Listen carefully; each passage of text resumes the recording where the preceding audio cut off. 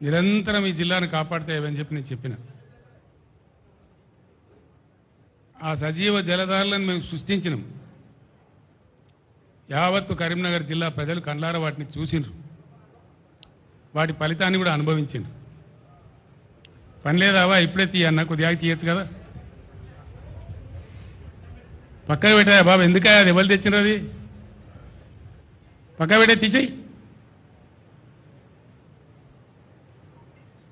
అవన్నీ కూడా అనుభవంలో కూడా వచ్చినాయి కరీంనగర్ జిల్లా ప్రజలకు, వాటి ఫలితాలు కూడా అంది వచ్చినాయి.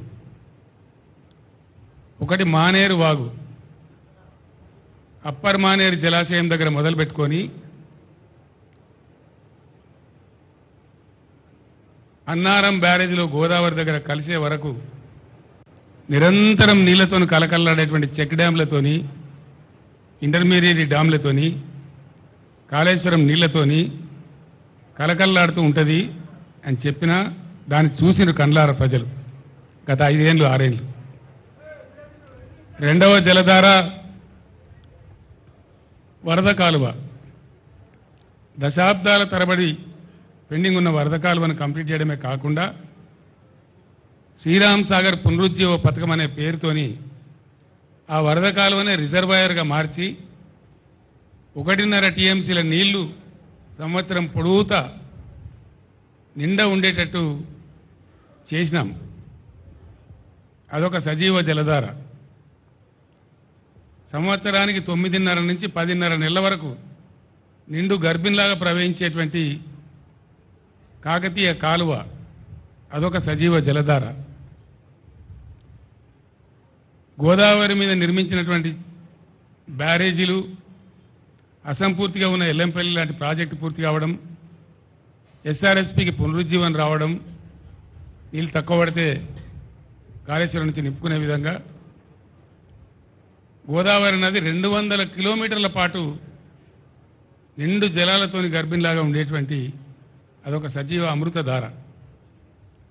ఈ 4 ధారలు ఏ విధంగా నిండి ఉండెనో, గత 5 ఏళ్ళు 6 ఏళ్ళు ప్రజలు ఏ విధంగా వాటి ఫలితాలు అనుభవించినరో యావత్తు ప్రజానీకానికి తెలుసు. నేను మాట్లాడుతున్న ఈ మాట కరీంనగర్ జిల్లా ప్రజలు వాళ్ళ ఇళ్లలో ఇప్పుడు టీవీలలో చూస్తూ ఉన్నారు.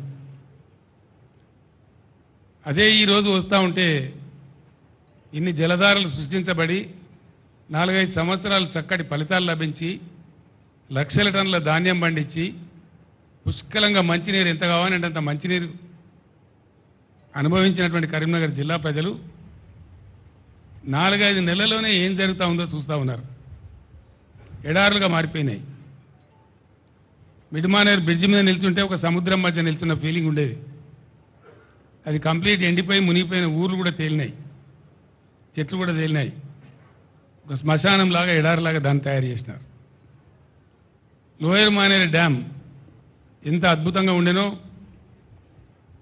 ఎండాకాలం తర్వాత కూడా మే నెల తర్వాత కూడా ఎట్లా సగం డ్యామ్ నిండి ఉంటుండేనో, కరీంనగర్ లాంటి పట్టణానికి, సిద్దిపేట పట్టణానికి, చుట్టూ ఉండే అనేక పట్టణాలకు నిరంతరం నీళ్లు ప్రతిరోజు ఎంత కావాలంటే అంత పుష్కలం నీళ్ళు ఎట్లా ఇచ్చిందో అది కూడా చూసినారు.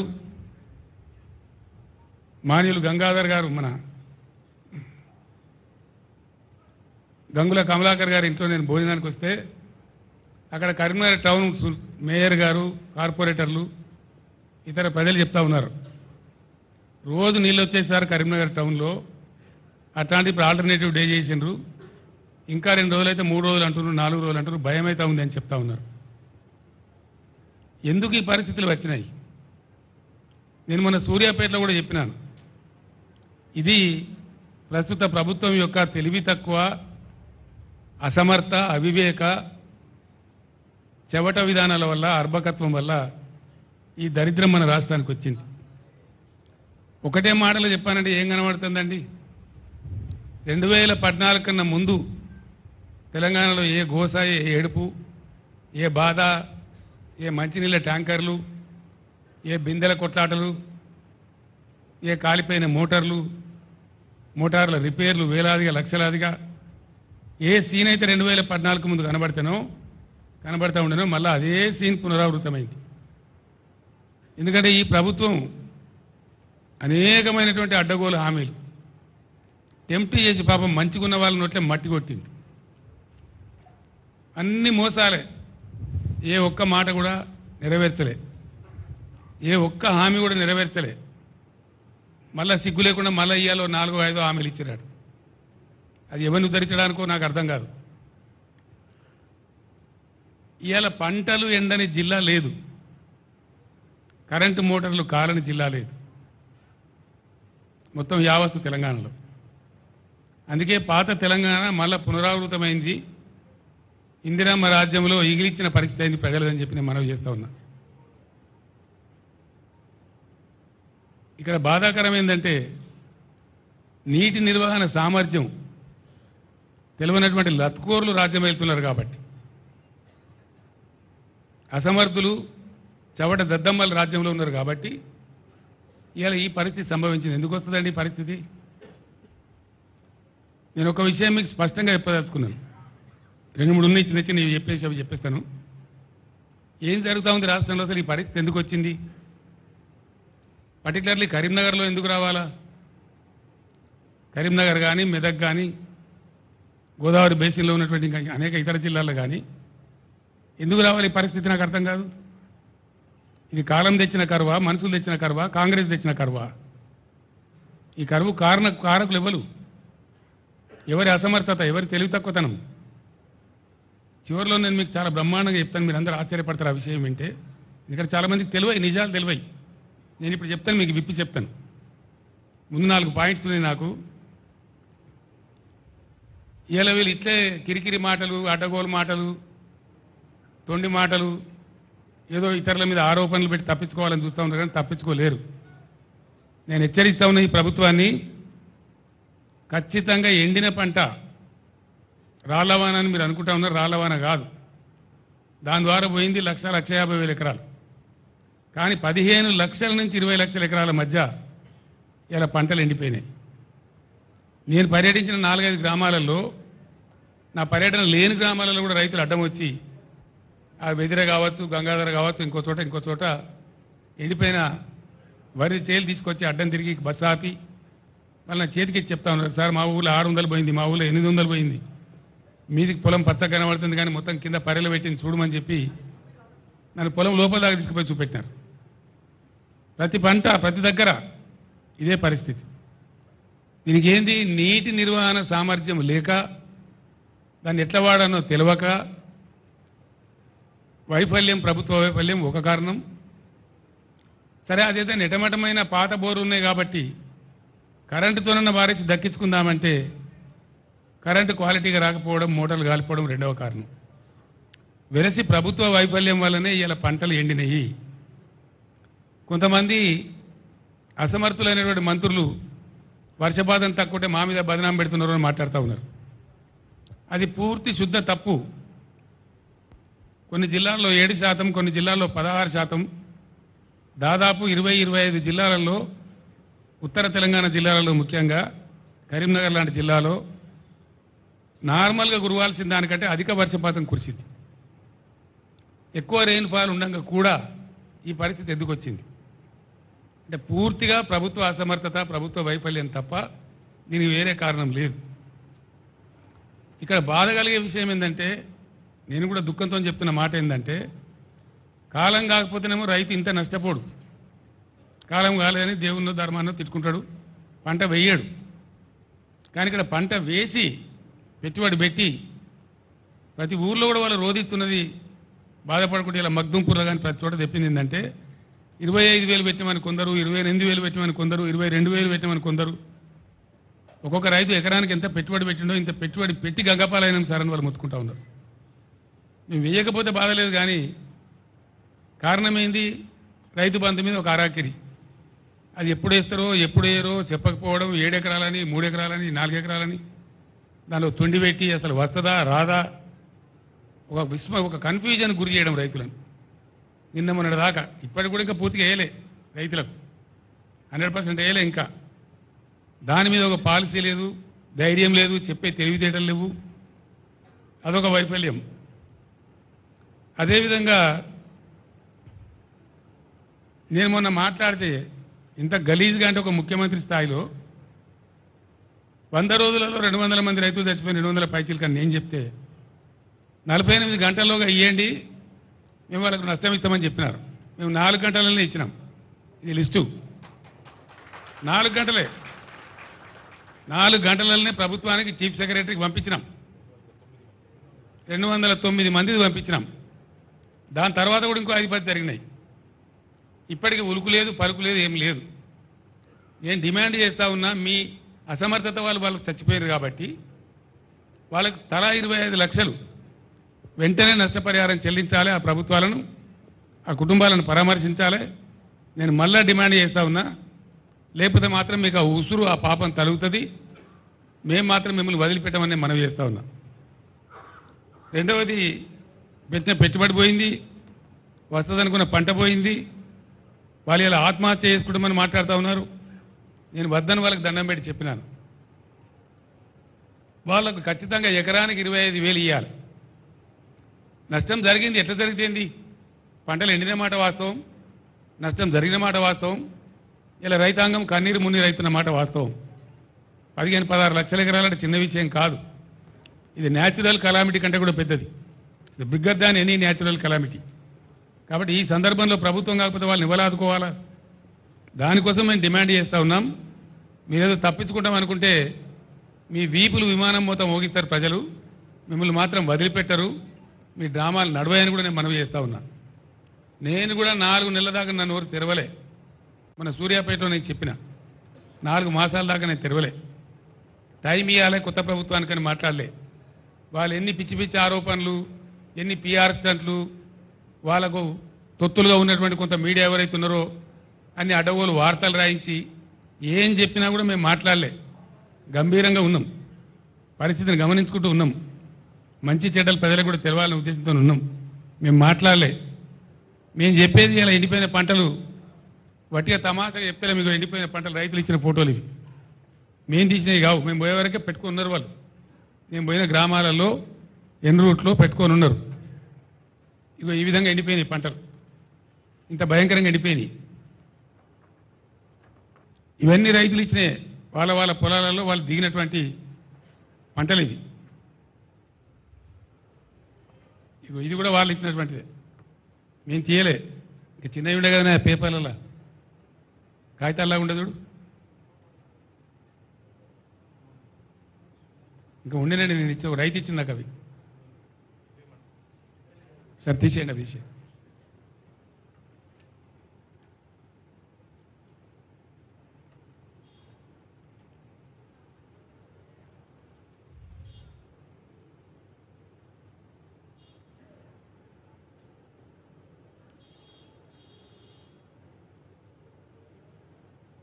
ఇంకా తమాష ఏంటంటే ఆ ముఖ్యమంత్రి మాట్లాడతాడు. నేను సూర్యాపేట జిల్లాకు పోతే అక్కడ నీళ్ళు కాలువలు వదిలింది. తెల్లారే ఫోన్లు వచ్చినాయి, సార్ మీరు బస్సు వాపసు పోగానే మళ్ళీ నీళ్ళు కూడా వాపసు పోయినాయి అని చెప్పి. అక్కడ ఒక డ్రామా. సాగర్లో ఇప్పుడు కూడా డెడ్ స్టోరేజ్ మీద 14 టీఎంసీలు నీళ్లు ఉన్నాయి, 7 టీఎంసీలు మీద ఉన్నాయి, 7 టీఎంసీలు కింద ఉన్నాయి. ఎందుకు వాడతలేరు? వాడు కేఆర్ఎంపీ ఎవడు మనకేమైనా వాడు భాష? వాడు ఓన్లీ సమన్వయకర్త 2 రాష్ట్రాల మధ్య. వానికి మన మీద పెత్తనం ఎందుకుంటుంది అని చెప్తే ఎన్నో రోజుల నుంచి ఎండబెట్టి నాగార్జున సార్ లెఫ్ట్ కెనాల్లో నీళ్ళు వదులుతారు. నేను చెప్పితే నేను ఇటు వస్తున్నా, కరీంనగర్ వస్తున్నా అని ప్రకటిస్తే మొత్తం కూలిపోయిందని మాట్లాడినటువంటి కాళేశ్వరం పంపులు ఆన్ చేసి వరద కాలువలోకి నీళ్ళు వదులుతారు. వదులుడు కాదు, సిగ్గు లేకుండా ముఖ్యమంత్రి మాట్లాడతాడు. ఏం మాట్లాడతాడు? కేసీఆర్ గారు మాకు ముందే చెప్పచ్చు కదా నీళ్ళు వదలాలని. ముఖ్యమంత్రి నేనా మరి నువ్వా? ఇవాళ రాష్ట్రానికి ముఖ్యమంత్రి ఇవ్వాలి. నీ ఇంజనీర్లు ఏం చేస్తాను, నీ కథ ఏం చేస్తాను, నీ డిపార్ట్మెంట్ ఏం చేస్తుంది, నీ ఇరిగేషన్ మినిస్టర్ ఏం చేస్తాడు, నువ్వేం చేస్తావు? ప్రభుత్వం నీది కదా, ప్రజలు నిన్ను కదా గెలిపించిండ్రు, ముందే చెప్పాలి కదా మాకుంటాడు. మన సూర్యాపేట నుంచి బయలుదేరి మొదలు పెడితే నేను వెళ్ళి నుంచి మళ్ళీ ఏలటి వరకు 3 కాలువల నీళ్ళు వదిలేదు. ఇదేం కథ మరి? ఈ తెలుగు ముందెక్కడ పోయింది? ఎందుకు వదలలేదు? ఎందుకు 1000 ఎకరాల పంటలంటే కొట్టిండ్రు? నాగార్జున సాగర్ కాలువ కొద్ది రోజుల ముందు ఇచ్చాడు, ఒక 20-25 రోజుల ముందు ఇచ్చింటే అనేక 1000 ఎకరాల పంట ఒక్క తడి కోసం ఎదురు చూసే పంట బతికేది. వరద కాలువ కింద కూడా ఇలాంటికి 20 రోజుల కింద వదిలి ఉన్నట్టయితే ప్రతి గ్రామంలో కొన్ని వందల ఎకరాల పంట దక్కేది. బాధ కలిగేది ఎక్కడ అంటే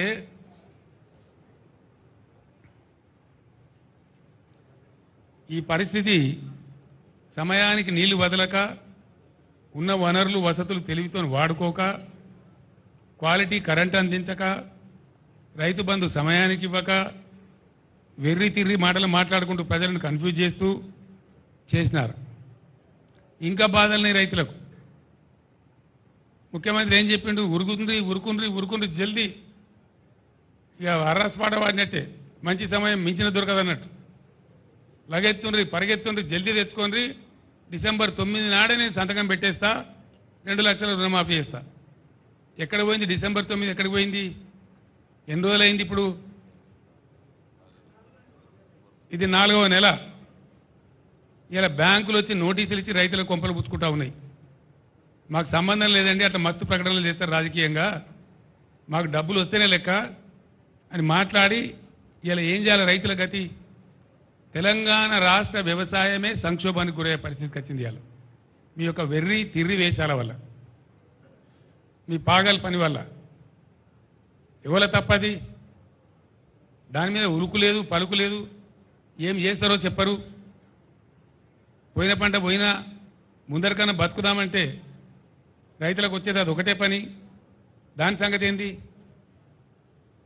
రుణమాఫీ మీద పెద్ద వ్యవసాయ సంక్షోభం వచ్చేటట్టుంది రాష్ట్రం లోపల. దానికి ఎవరు జవాబుదారీ? బ్యాంకర్లతో ఎందుకు మాట్లాడతలేరు? ఎందుకు బ్యాంకులు నోటీస్ ఇస్తే మీరు మౌనం పాటిస్తున్నారు? దాని అర్థమైంది. దాన్ని కూడా వెంటనే తేల్చాలి. మిమ్మల్ని వెంటాడతాం. ఆ విధంగా బోనస్ ఇస్తామని మాట్లాడింది అన్ని పంటలకు. ఇలా నేను పేపర్లో చూసిన, జొన్న పంట సగమే కొంటామని. అన్ని పంటలు మొత్తం కొంటాం, అన్నిటికీ బోనస్ ఇస్తాం. ఇలా జొన్న పంట వచ్చింది, సగం మాత్రమే కొంటామని చెప్పి అంటున్నారు. నేను డిమాండ్ చేస్తా ఉన్నా, జొన్న పంటకు బోనస్ ఇచ్చి పూర్తి పంట కొనాలి ప్రభుత్వం. ఆ పంట చేతికి వచ్చింది, పోయిన పంట పోయింది, కానీ మిగిలిన పంట అది వచ్చింది. అట్లనే వర్షాకాలం వడ్లు వస్తే దానికి బోనస్ ఇయ్యలే. క్వింటాల్కి 500 కట్టిస్తామని మాట్లాడింది, ఇయ్యలే, రూపాయి ఇయ్యలే. ఇప్పుడు కొనుగోలు కేంద్రాలు పెట్టినామని చెప్పిండ్రు, ఇస్తారా ఇవ్వరా? దాని మీద ఉరుకు లేదు, పలుకు లేదు. ఇవ్వకపోతే మాత్రం మిమ్మల్ని వెంటాడతాం. మీరే చెప్తున్నారు కదా ఇది రెఫరెండం అనుకుని మాకు ఓట్లేయిందని. మీకు చూపిస్తారు ప్రజలు, ఇప్పుడిగా మీ సంగతి చూపిస్తారు.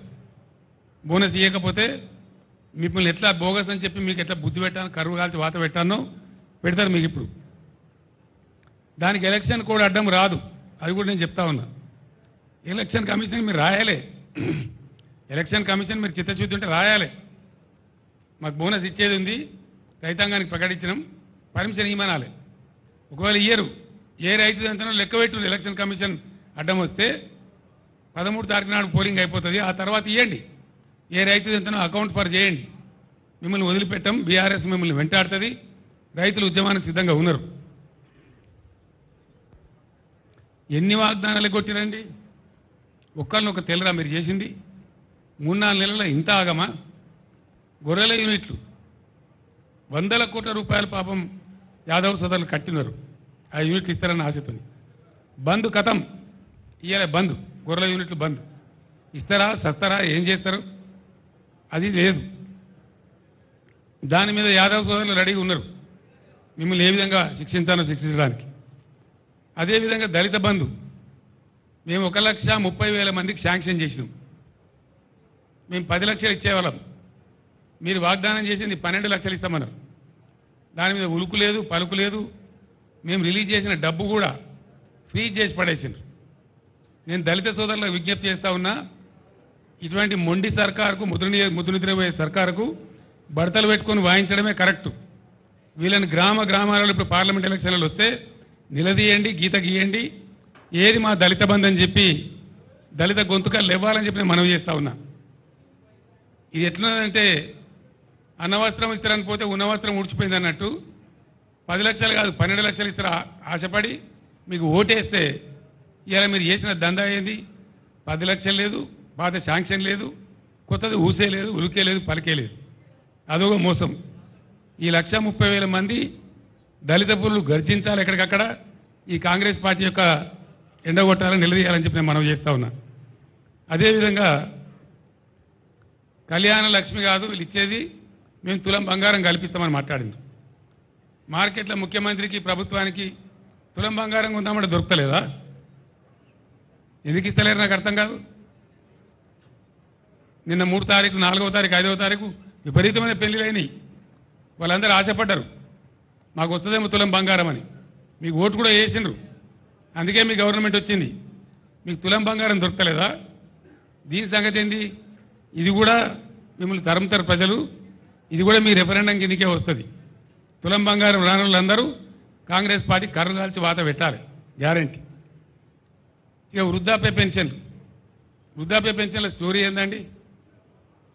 బీఆర్ఎస్ గవర్నమెంట్ రాకముందు 200 రూపాయల పెన్షన్ ఉండే మీ మహత్తరమైన ఇందిరమ్మ రాజ్యంలో. 10 ఏళ్ళు మాకన్నా ముందు ఇందిరమ్మ రాజ్యమే కదా. కేవలం 200 రూపాయలు ఇచ్చి మీరు చేతులు దులుపుకున్నారు. 200 రూపాయలను మేము 2000 చేసినాం. అప్పుడు మేము ఏమనుకున్నాం? 2000 రూపాయలు భార్యాభర్తకి ఇద్దరికి ఇచ్చినా వచ్చేది 400, ఇంట్లో ముగ్గురికి ఇచ్చినా వచ్చేది 600. మనం 2000 చేసినాం కాబట్టి ఒకరికి ఇచ్చినా సరిపోద్దని మేము 2000 రూపాయలు ఇచ్చి ఒకరికి ఇచ్చినాం. ఎన్ని ఉన్నాయి వృద్ధాప్య పెన్షన్లు? దాదాపు 30 లక్షలున్నాయి.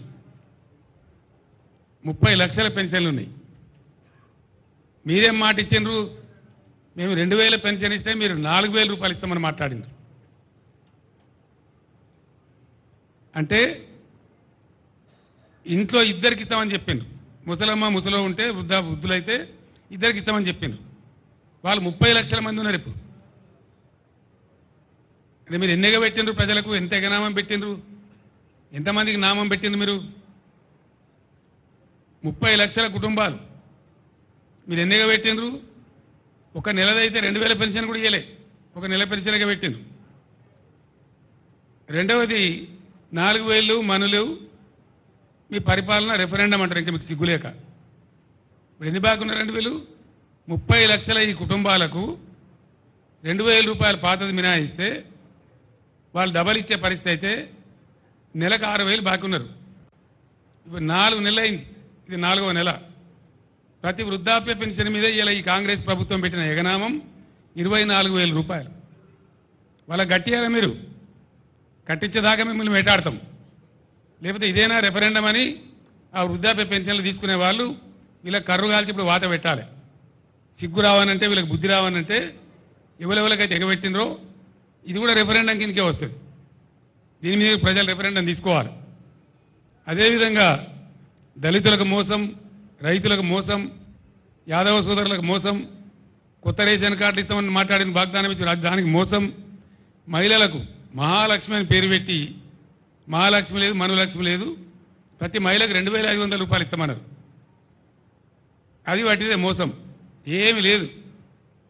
అదేవిధంగా వాళ్ళకి చెడ్డకోపం పెట్టింది. అదేవిధంగా ఎంతమందికంటే మీరు ఎగనామం రైతులకు, దళిత బంధువులకు, పెన్షన్లు, పింఛన్దారులకు, మహాలక్ష్మి మహిళలకు, రైతుల రుణమాఫీకి, బోనస్కు, ఇవన్నిటికీ పెట్టింది. ఇదే సిరిసిల్ల, ఇప్పుడు నేను ఏ సిరిసిల్ల టౌన్లో మాట్లాడుతున్నానో, మేము పైన గంగాధర అవతల పెగడపల్లి మండలం మీద పోయి వయా సిరిసిల్ల టౌన్, గంగాధర, సిరిసిల్ల, సిద్దిపేట, హైదరాబాద్ పోతా ఉన్నాం. అప్పుడు జయశంకర్ సార్ బతికి ఉండి మేము పోతా ఉంటే గోడల మీద రాతలు కనబడుతున్నాయి సిరిసిల్ల టౌన్లో. ఆ నైట్లో 11:30, 12 గంటల రాత్రి గోడల మీద రాతలు, చేనేత కార్మికులారా ఆత్మహత్యలు చేసుకోకండి, చావులు పరిష్కారం కావు సమస్యకు అని చెప్పి గోడల మీద రాతలు ఇస్తే నేను జయశంకర్ గారు నాతో పాటు ఉన్న ఉద్యమకారులు అన్నాడు, కళ్ళలో నీళ్ళు తీసుకున్నాం. అప్పటికి 65 సంవత్సరాలు స్వతంత్రం వచ్చి దేశానికి. 65 ఏళ్ల స్వతంత్ర భారతంలో సావకండి అని గోడల మీద రాసే ప్రభుత్వాలు చూస్తున్నామండి. ఇంతకన్నా దౌర్భాగ్యం ఏముంటుంది? ఎట్లన్నా చేసి ఈ చేనేత కార్మికులు మనం ఆదుకోవాలి. తెలంగాణ రాష్ట్రం వచ్చినా కానీ ఒక ప్లాన్ వేసుకున్నాం. ఆ రోజు బాధపడ్డాం. అనుకున్నట్టు దేవుని దయ వల్ల నేను చెప్పిన సిరిసిల్లలో ఒకటే రోజు ఇక్కడ 11 మంది కార్మికులు చచ్చిపోతే ఆ రోజు మా పార్టీ నుంచి ఒక 50 లక్షలు తెచ్చి, చెక్కు తెచ్చి ఒక చిన్న ట్రస్ట్ ఏర్పాటు చేసి వాళ్ళని సావకుండా చూడండి దయచేసి అని బతిమాలి, ఇక్కడ ఈ గ్రామ పెద్దల్ని బతిమాలి ఆ ట్రస్ట్ ఏర్పాటు చేసి ఇప్పుడు ఆ డబ్బులు ఆ ట్రస్ట్ ఇక్కడ ఉంది ఇప్పుడు సిరిసిల్లలో చెప్పి మేము చెప్పినాం దయచేసి చచ్చిపోకుండ్రి, తెలంగాణ వస్తుంది, తప్పక వస్తుంది, వచ్చినాక మిమ్మల్ని మా బిడ్డలకి సాదుకుంటామని చెప్పి ఆర్ద్రతతో నా సభలో చెప్పిన నేను. మీరు ఆత్మహత్యలు బంధు పెట్టుండ్రి, సావద్దు, మిమ్మల్ని కాపాడుకుంటామని చెప్పినాం. ఆ దరిమిల అనుకున్న ప్రకారమే తెలంగాణ వచ్చింది, బీఆర్ఎస్ గవర్నమెంట్ వచ్చింది. మేము ఏం చేసినాం? ఒక్కొక్క నాడు 7 చేనేత కార్మికులు ఒకటే రోజు చచ్చిపోయారు భూదాన పోచంపల్లిలో. అప్పుడు చంద్రబాబు నాయుడు అని ఒక మూర్ఖుడు ముఖ్యమంత్రి ఉండే. నేను అక్కడ దండం పెట్టిన, అయ్యా ఒక 50,000 రూపాయలు ఎక్స్రేస్ చేయవయ్యా, పలానా డేట్ లోపల నువ్వు ఇవ్వకపోతే నేను భిక్షాటన చేసి ఇస్తాను, దండం పెట్టి చేతులు ఎత్తి అంగలార్చిన నేను. కానీ ఆ దుర్మార్గుడు ఇయ్యలే. దాని దరిమిలా నేను భిక్షాటన చేసిన. నిజామాబాద్ పట్టణంలో, హైదరాబాద్ హ్యాబిట్స్లో భిక్షాటన చేసి ఒక 7.5 లక్షలు వస్తే తీసుకుపోయి ఆ కుటుంబాలకు ఇచ్చినాం భూదాన పోచంపల్లిలో. అట్లా భువనగిరిలో, గద్వాలలో, దుబ్బాకలో, సిరిసిల్లలో రోజు చనిపోయే చేనేత కార్మికులకు ఆదుకోవాలని చెప్పి బీఆర్ఎస్ గవర్నమెంట్లో మేము ఒక పద్ధతి ప్రకారం అటు పేద ప్రజలకు ఎంతో కొంత మేలవుతుంది, ఇటు కార్మికులకు ఉపాధి వస్తుందని మేము పథకాలు పెట్టినాం. రంజాన్ తోఫాన్ పెట్టి బట్టలు నేయమని వీళ్ళకి ఆర్డర్ ఇచ్చినాం. క్రిస్మస్ తోఫాన్ పెట్టి బట్టలు నేయమని వీళ్ళకి ఆర్డర్లు ఇచ్చినాం. స్కూల్ యూనిఫాములు నేయమని చెప్పి ఆర్డర్ ఇచ్చినాం. దాంతోపాటు బతుకమ్మ చీరలను పెట్టి వాళ్ళకి ఆర్డర్లు ఇచ్చినాం. ఇలా దురదృష్టం ఏంటంటే ఇప్పుడే నాకు చేనేత కార్మికుల మిత్రులు కలిసిండ్రు. సార్ మళ్ళా మా పాతకు వచ్చింది, మేము ఆత్మహత్య చేసుకునే పరిస్థితి వచ్చింది. మాకు మీ గవర్నమెంట్లో ఇచ్చిన ఆర్డర్ బాబతి 300 కోట్ల రూపాయల బకాయిల్ని అవి ఇస్తలేరు సార్ అని చెప్పారు వాళ్ళు. మీరు రాండి, హైకోర్టులో కేసు ఇద్దాం, గుంజుదాం వీళ్ళని గదాలకు, మీరు రెఫరెండం అంటారు, వీళ్ళ రెఫరెండం సంగతి ఎందుకు చూద్దామని చెప్పి రమ్మని చెప్పినాం. రేపు ధర్నా పెట్టినారు ఇక్కడ దాదాపు 10,000 మందితో సిరిసిల్లలో చేనేత కార్మికులు ధర్నా పెట్టిన. మేము కూడా మా నాయకుడు అటెండ్ అవుతాం, వాళ్ళకి అండగా ఉంటాం, గుంజుతాం. ఇంకా దరిద్రం ఏంటంటే బ్రాహ్మణ పరిషత్ మేము నిధులు ఇచ్చుకుంటూ పోయినాం. ఓవర్సీస్ స్కాలర్షిప్ నిధులు ఇచ్చినాం. డాక్టర్ అంబేద్కర్ పేరు మీద, జ్యోతిబా పూలే పేరు మీద, వివేకానందుని పేరు మీద ఓవర్సీస్ స్కాలర్షిప్ ఇచ్చినాం. ఇండియాలోనే ఏ రాష్ట్రం ఇయ్యని విధంగా పేద పిల్లలు విదేశాలకు పోతే వాళ్ళు చదవాలి, బాగుపడాలి, బతకాలని చెప్పి ఇచ్చినాం. మొత్తం బంద్ పెట్టింది. ఒక్క ఓవర్సీస్ స్కాలర్షిప్ ఇస్తలేదు ఈ గవర్నమెంట్ ఇచ్చిన కాడికి. మేము శాంక్షన్ చేసినా కూడా ఇస్తలేరు. బ్రాహ్మణ పరిషత్కి అయితే లాస్ట్ 2 క్వార్టర్ల డబ్బులు విడుదల చేయలే. ఫైనాన్షియల్ ఇయర్ అయిపోయింది, అది కూడా ఇస్తలేరు.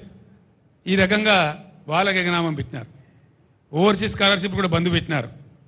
చేనేత మిత్ర పథకాన్ని బంద్ పెట్టినారు. అనేక స్కీములు చేనేత కార్మికులకు ఉన్నాయి కూడా బంద్ పెట్టినారు. అంటే వాళ్ళు సావన్నా ఎక్కడికి పోవాలి? ఎంతో బ్రహ్మాండంగా జరిగేటువంటి కాడ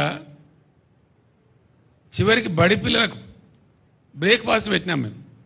ఎన్నో మంది, లక్షలాది మంది పిల్లలు పాపం పేదవాళ్ళు ఉన్నారు, బ్రేక్ఫాస్ట్ పెట్టమని చెప్పినాం. దాని ఇంటర్మీడియట్ కాలేజీలో కూడా వర్తిస్తామని చెప్పినాం. ఆ బ్రేక్ఫాస్ట్ కూడా బంద్ పెట్టారు.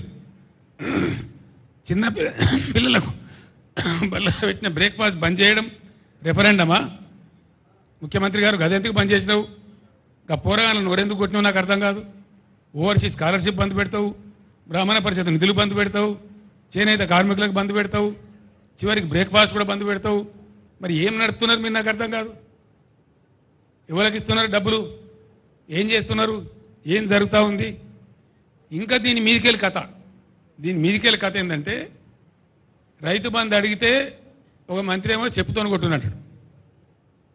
చెప్పుతోని కొడతారా? నేను ఇదివరకే చెప్పిన రైతులకు కూడా చెప్పులు ఉంటాయి, బందోబస్తు ఉంటాయి. తిక్క ఉట్టుకొచ్చినాడు వాళ్ళు మరైతే మీ గతి ఏమవుతుందో ఆలోచించుకోండి అని చెప్పిన నేను. సిరిసిల్లలో కార్మికులు చచ్చిపోయే పరిస్థితి ఉందా?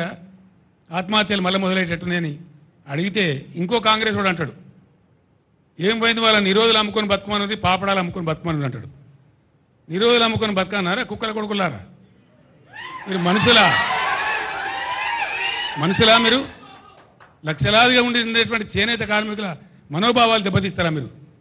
మీరు ఇస్తే ఇచ్చిండ్రు, పీక్తే పీకిండ్రు, ఇవ్వకపోతే చేత కాకపోతే ఇవ్వకుండా. కానీ నిరోధులు అమ్ముకొని బతుకుండ్రి, పాపడాలు అమ్ముకొని బతుకున్నట్టు వాళ్ళు మనుషుల్లా కనబడతలేరా? గర్జిస్తారు బిడ్డ, చేనేత కార్మికులే ఇలా పులులే గర్జిస్తారు, మిమ్మల్ని తరిమి కొడతారు, జాగ్రత్త అని చెప్పి నేను హెచ్చరిస్తా ఉన్నా. వెంటనే బతుకమ్మ చీరలే కానీ, మరో చీరలే కానీ, స్కూల్ యూనిఫామ్లే కానీ అవన్నీ కూడా బకాయిలు ఇమీడియట్ విడుదల చేయండి. నేను చేనేత కార్మికులకు చెప్పిన అవసరమైతే మా పార్టీ నుంచి డబ్బులు ఇస్తాం వకీల ఫీజులు, మీరు భయపడేదేం లేదు, కోర్టులో గుంజుదాం, కొట్లాడదామని కూడా చెప్పినాం. రేపు ధర్నా తర్వాత కూడా స్పందించకపోతే, ఆర్డర్లు రాకపోతే 3-4 రోజులలో ఖచ్చితంగా హైకోర్టులో దావా వేస్తాం, ప్రతి ఊర్లో ధర్నా పెడతాం. ఎక్కడెక్కడ చేనేత కార్మికులకు బాధలవుతున్నాయో రాష్ట్రం అంతా రణరంగం చేసి మిమ్మల్ని ఫుట్బాల్ ఆడతాం బిడ్డ, ఇడిచిపెట్టాం, జాగ్రత్త.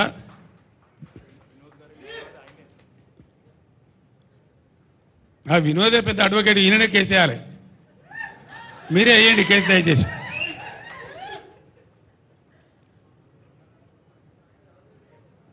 ఇంకేం మాట్లాడతారు?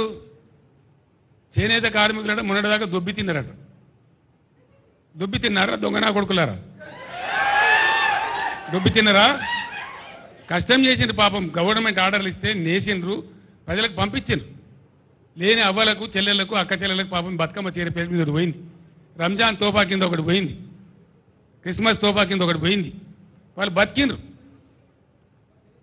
అటు పేద ప్రజలకు అందింది, ఇటు చేనేత కార్మికులు బతికిండ్రు, వాళ్ళకు ఉపాధి మార్గం దొరికింది. ఇవాళ 14 ఏళ్ల కింద 10 ఏళ్ల కింద తెలంగాణలో చేనేత కార్మికుల బతికి ఏముండెనో మళ్ళా చేనేత కార్మికుల బతి ఆ పరిస్థితి తీసుకొని వచ్చింది ఇవాళ గవర్నమెంట్. 3-4 నెలల ఇంత పెద్ద కథ. నాకు ఇంకొక విషయం అర్థమైతే లేదు, మన సూర్యాపేట కూడా అడిగిన, మీరు కొత్త పీకి పడగొట్టింది ఏమీ లేదు, మీతో కాదు, మీ ప్రభుత్వమే లత్కోర్ల ప్రభుత్వం ఉన్నది. అడ్డమైన మాటలు మాట్లాడి మీరు 1.8% ఓట్లు ఎక్కువ వచ్చి మీరు గెలిచినారు మాకంటే. మేమేం రౌట్ కాలే, ప్రధాన ప్రతిపక్షంగా ఉన్నాం. మాకు 37% ఓట్లు వచ్చినాయి, మీకు 38.9% ఓట్లు వచ్చినాయి, అంతే. 38.8%. జస్ట్ 1.8% ఓట్లు మీకు వచ్చినాయి ఎక్కువ. ఎందువల్ల? మీ లత్కోరు వాగ్దానాల వల్ల, మీ ఉల్టా సీదా వాగ్దానాల వల్ల. మీ తులం బంగారాన్ని కొందరు మోసపోయినరు, 10 లక్షలకు బదులు 12 లక్షలతో దళిత బంధు కొందరు మోసపోయినరు, 2000లకు బదులు 4000 పెన్షన్ వస్తుందని కొందరు మోసపోయినరు, అంతే కదా. మీ 2 లక్షల రుణమాఫీ కొందరు మోసపోయినరు, మీ 500 బోనస్ ఇతరని కొందరు మోసపోయినరు, లేడీస్కు స్కూటీలు, ఇంకా స్కూటీ, మీ స్కూటీలో కొంతమంది మోసపోయినారు. ఇలా బిడ్డ వాళ్ళే మీ కళ్ళు కాల్చి వాత పెడతారు, మీకు చూపిస్తారు మీ కథ ఏందో, మీ రామాయణం ఏందో. నేను ఇక్కడ మాట్లాడి కొద్దిమంది వింటుండొచ్చు, కానీ ఇప్పుడు రాష్ట్ర వ్యాప్తంగా లక్షలాది మంది వింటున్నారు నేను మాట్లాడే మాటలు. మీ తొత్తు పేపర్లలో తప్ప నిజాయితీ ఉన్న అన్ని పేపర్లలో కూడా వస్తుంది. ఇక నిజాయితీ పేపర్లు ఏంటియో తొత్తు పేపర్లు ఏంటియో రేపు బయట పడుతుంది. ఇంకొక విషయం నాకు మనసున పడతలేదు, నేను బాధతో చెప్తున్న ఈ మాట. కొత్తది మీతో అవుతుందా పీక్తుందా, మీ శాతం అవుతుందా లేదా, అదంతా వేరు సంగతి. ముందు కాలం ఉన్నది, కాలమే రుజువు చేస్తుంది. మీ సమర్థత ఏంది, మీ శక్తి ఏంది, మీ తెలివితేటలు ఏంది, మీరు ఎంతపాటి సిపాయిలు అనేది అంతా బయట పడుతుంది. ఒక్క ఏడాదిని మీ రంగం మొత్తం తేల్చేట్టున్నది. నడిచింది కదా 9 ఏళ్ళు కరెంటు. దయచేసి విలేకరులకు నేను ఒక మాట చెప్తాను, మీరు స్పష్టంగా వినండి, ఇలా అరమరికలు వద్దు.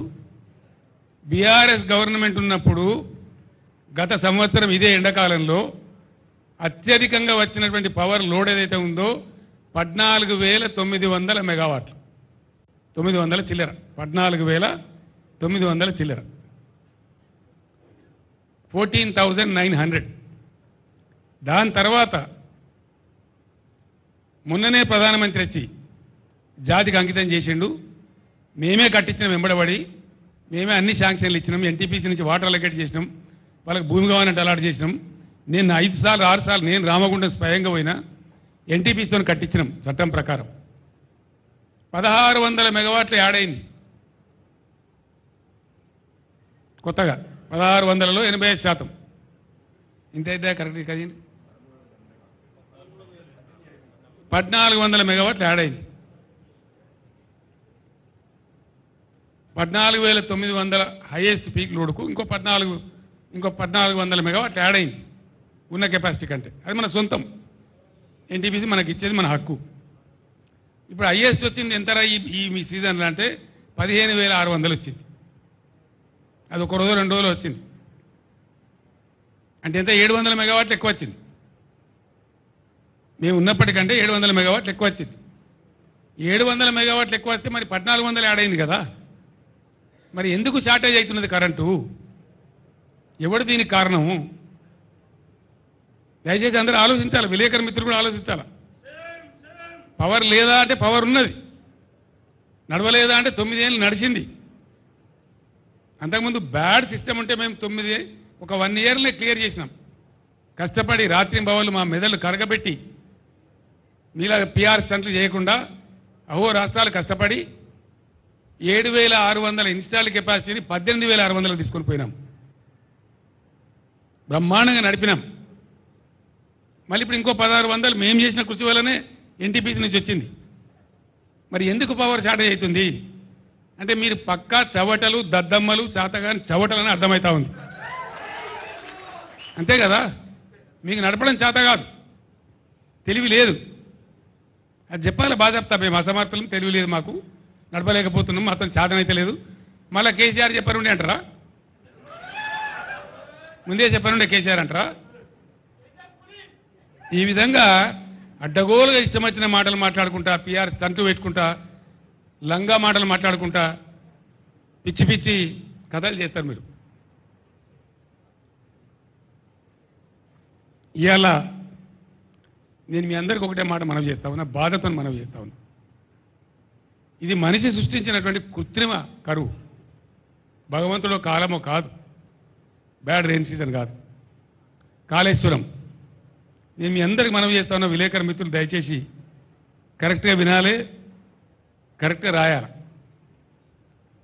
నిజంగా ప్రజలను మంచిగా చూడాలి, పంటలు పండియాలి, రైతులు బాగుండాలి, నా గ్రామాలు నా రైతులు కలకల్లాడాలి, వాళ్ళ ముఖాల మీద చిరునవ్వు ఉండాలనే కోరిక ఉండాలి కదా ప్రభుత్వానికి, బలమైన కాంక్ష ఉండాలి కదా హృదయంలో. మేము ఏం చేసినాం ఆ రోజు?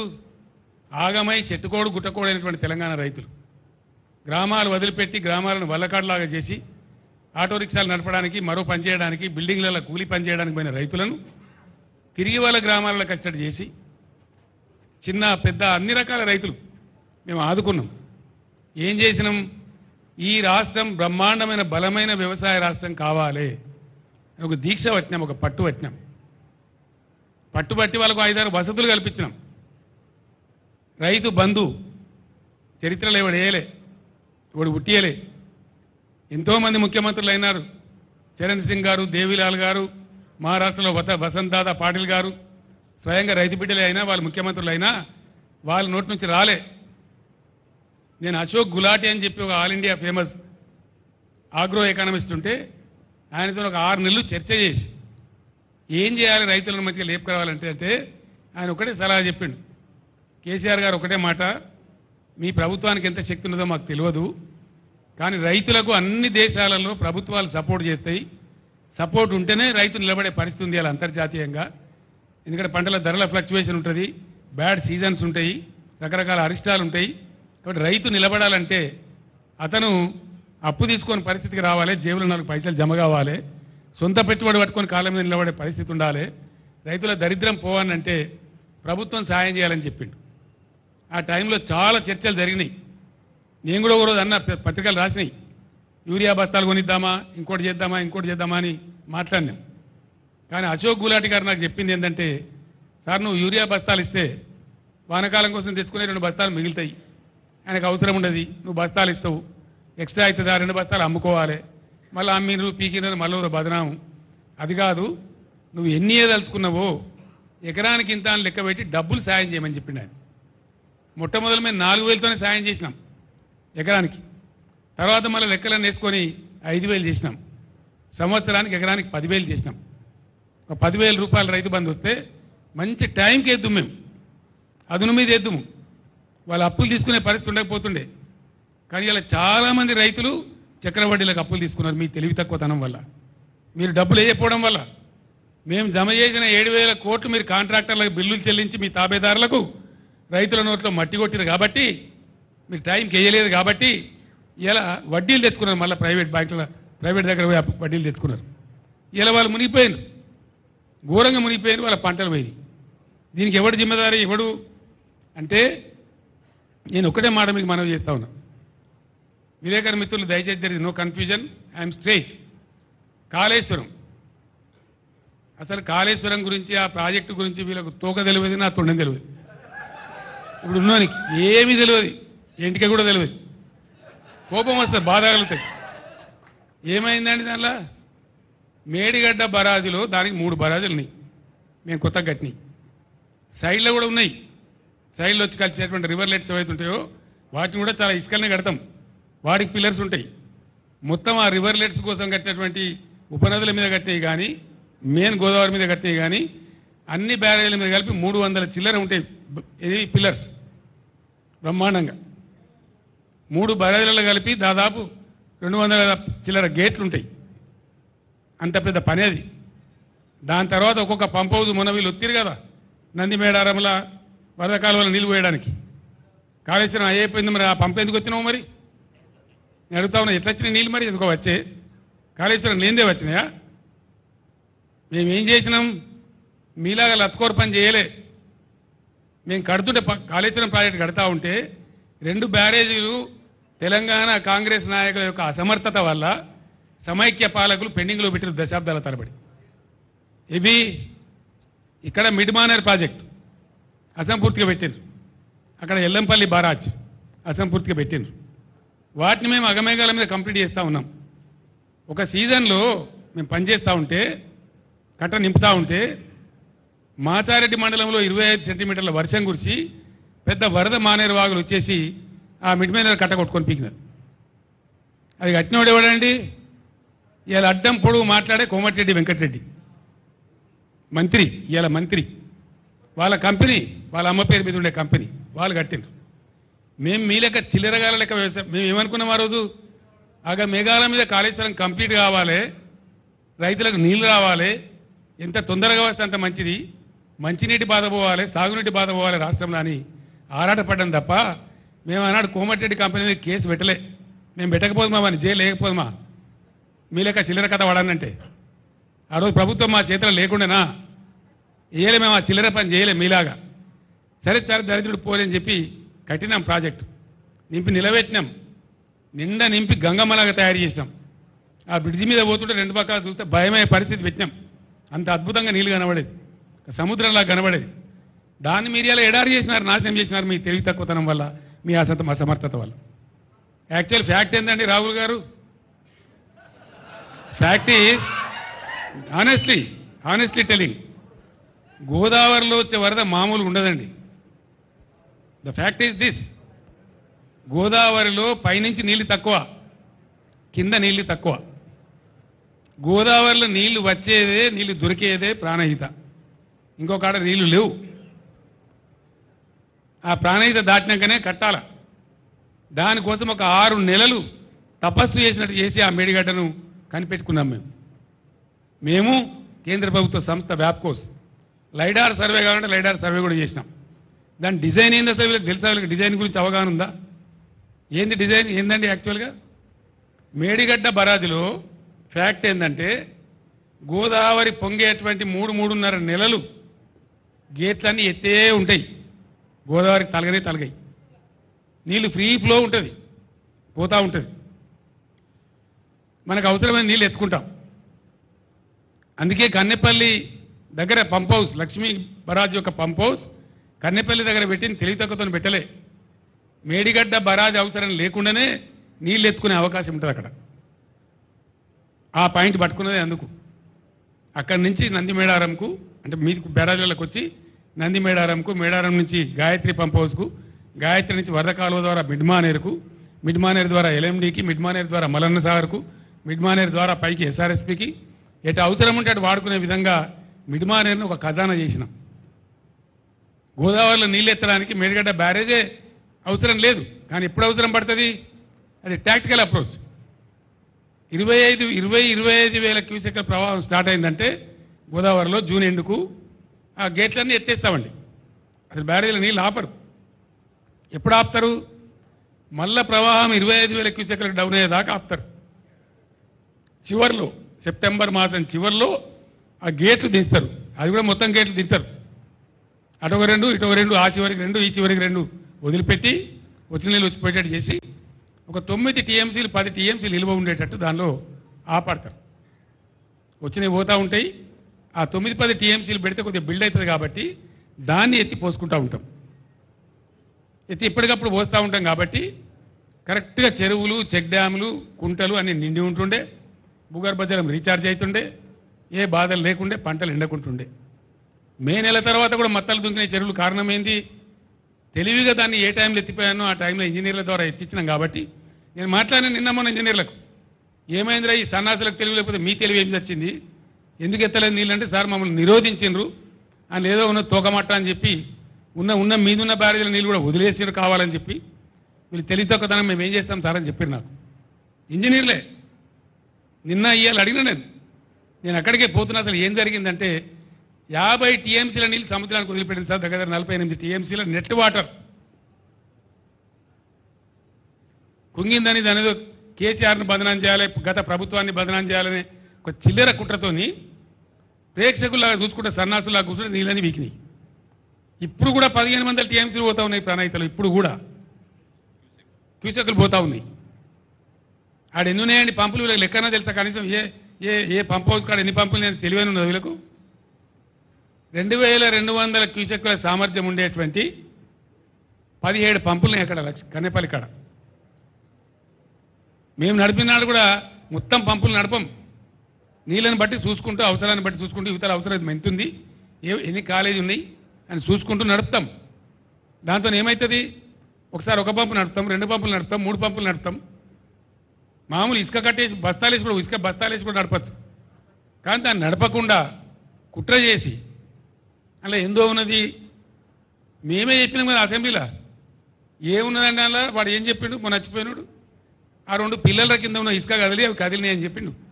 అంటే జరుగుతూనే ఉంటాయి, చాలా చాలా బ్యారేజ్లలో జరుగుతాయి, చాలా వాటిలలో జరుగుతాయి. మొన్న కదా గంగానదిలో నిన్నగాక మొన్న పేపర్లో ఫోటోలు వచ్చినాయి. గంగానది మీద బ్రిడ్జ్ కడతామంటే పటాన కూలిపోయింది. ఆడ నదులలో ఇసుకలో జనరల్గా జరుగుతాయి. ఎవడో ఒక చిన్న ఇంజనీర్ లోపమో ఒక మెయింటెనెన్స్ లోపమో దానికి ఎంతో ప్రళయం బద్దలైనట్టుగా ఒకటే పని కట్టుకొని ఆడికి యాత్రలు పెట్టి మాత్రలు పెట్టి పెద్ద కథ చేసి ఇంకా ఇప్పటికి కూడా ఆ పిచ్చికాలలో ఉన్నాయి వాళ్ళు.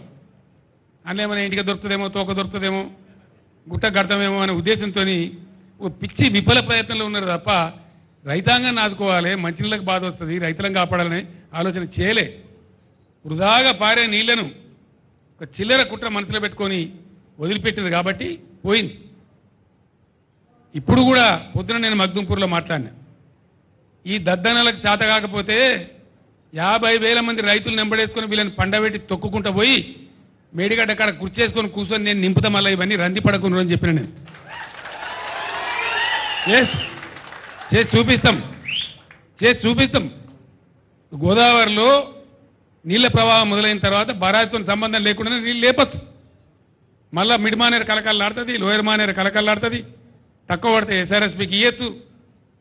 ఎత్తాల నీళ్ళు ఇప్పుడు ఈ ప్రభుత్వం ఇది దీని పేరు చెప్పి దాని పేరు చెప్పి ప్రజల నోట్లో మట్టి కొడతామంటే ఇక చూస్తూ కూర్చోం. మనం కొత్తగా ఎలక్షన్ తర్వాత కాబట్టి కూర్చున్నాం, మౌనం పట్టాం. కానీ నేనే పోతా గోదావరిలో 20,000 క్యూసెక్లు దాటిన తర్వాత వీళ్ళు నీళ్లు ఎత్తడం ప్రారంభించకపోతే నేనే ఒక 50,000 మంది రైతులు వేసుకొని పోతా. తొక్కి వీళ్ళని పండబెట్టి తొక్కి ఆ మోటార్లు నడిపిస్తాం. మేము ఊరికే గైడే చేతులు ముడుచుకొని లేం, ఉండం కూడా. ఇవన్నీ అవకాశాలు ఉండంగా వీటిని పక్కన పెట్టి ఏదో మెరమెచ్చకాలు చెప్పి రోజుకో స్టంటు కొట్టి కథ చెప్పి కాకరకాయ తోకరకాయ మాటలు చెప్పి అన్ని కాయగూరుకుడు మాటలు మాట్లాడి ఇదా రాజ్యం నడిపే పరిస్థితి. ప్రజలు లేరు, వాళ్ళ బాధలు లేరు, యాదవులు లేరు, దళితులు లేరు, ఓవర్సీస్ స్కాలర్షిప్ లేదు, మంచినీళ్ళు లేవు, సాగునీళ్ళు లేవు. అన్నిటిని మించి సిగ్గుపడాల్సిన విషయం ఏంటంటే హైదరాబాద్లో మొత్తం రాష్ట్ర వ్యాప్తంగా పేదలందరి ఇళ్లలో నల్లా ఉండాలనేటువంటి ఒక అద్భుతమైనటువంటి ఆలోచనతో ₹1 ఒకటంటే ఒకటే రూపాయికి మీ ఇందిరమ్మ రాజ్యంలో మీ కాంగ్రెస్ రాజ్యంలో మీ ముండమోకాలకు ఎన్నడూ ఇయ్యలే మీరు. మేము పేదల కోసం అని చెప్పి ఒకటే ₹1 నల్లా ఇచ్చి రాష్ట్ర వ్యాప్తంగా కూడా ప్రతి ఇంట్లో నల్లా పెట్టించినాం. పిఎస్పీలు అంటే పబ్లిక్ స్టాండ్ పోస్టులు రోడ్ల మీద లేకుండా చేసినాం. బిందెలు కనబడకుండా చేసినాం రాష్ట్రంలో. ఇలా మళ్ళీ బిందెలు ఎందుకు వస్తున్నాయి? 9 ఏళ్ళు నడిచిన కరెంటు నడిపే తెలివి లేదు మీకు. 6 ఏళ్ళు బ్రహ్మాండంగా నడిచినటువంటి మిషన్ భగీరథ నడిపే తెలివి లేదు మీకు. నడిచినాయే కదా, వాటికేం రోగం వచ్చింది? ఎందుకు నడపలే అంటే మీ అసమర్థతనే కదా, మీ చవటతనమే కదా. Otherwise what? జవాబు చెప్పాలి మీరు ప్రజలకు. ఇప్పుడు 6 ఏళ్ళు బ్రహ్మాండంగా నడిచిన భగీరథ ఇలా ఎందుకు ఆగుతున్నది?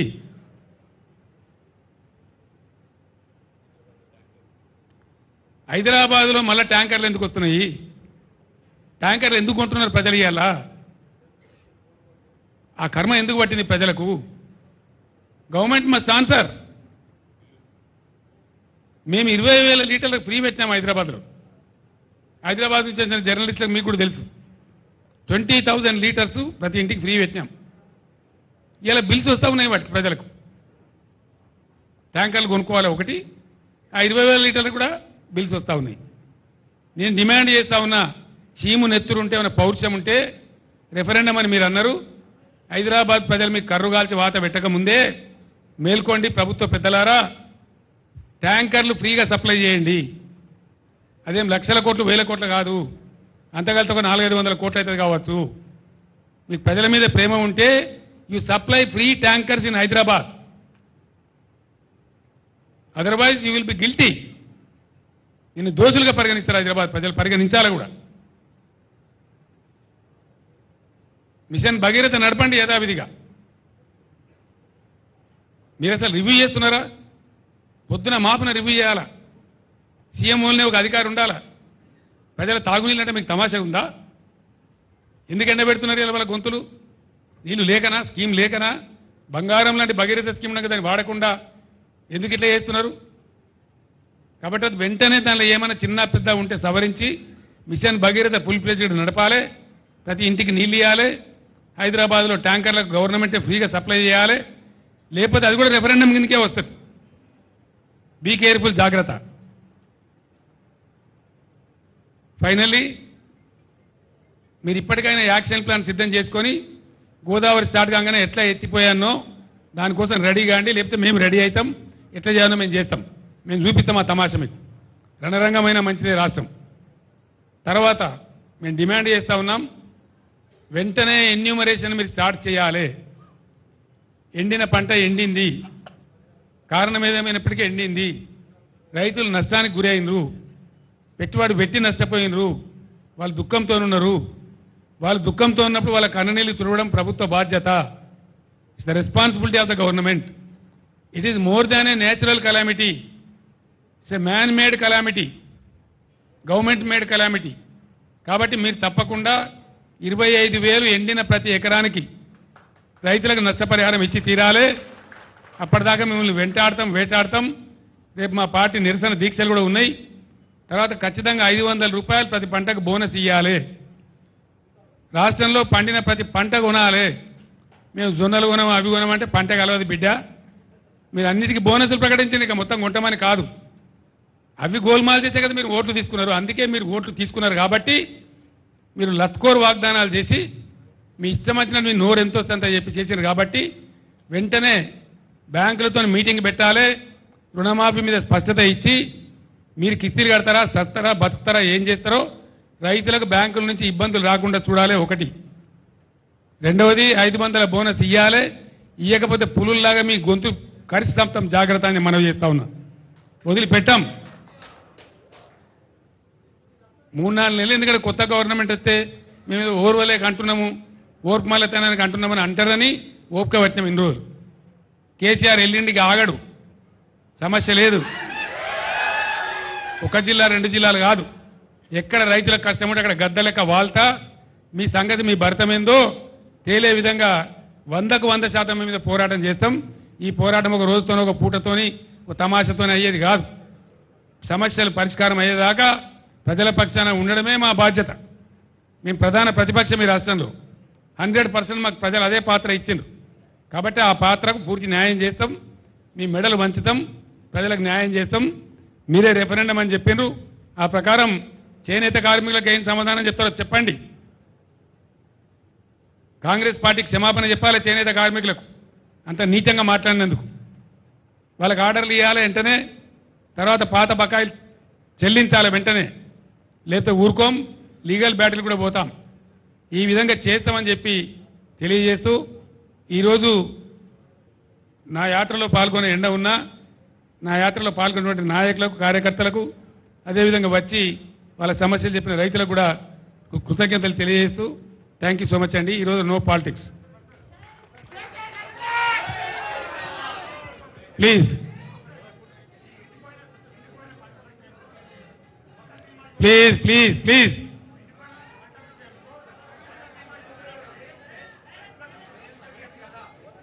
అర్థం కాలేదండి. ఆ యోజన ఉంటే కదనే బాబు, ఫసల్ బీమా యోజన ఉంటే కదా. గుజరాత్లోనే దిక్కులేదు ప్రధానమంత్రి రాష్ట్రంలో. There is nothing, there is no Fasal Bima Yojana. It's a flop scheme.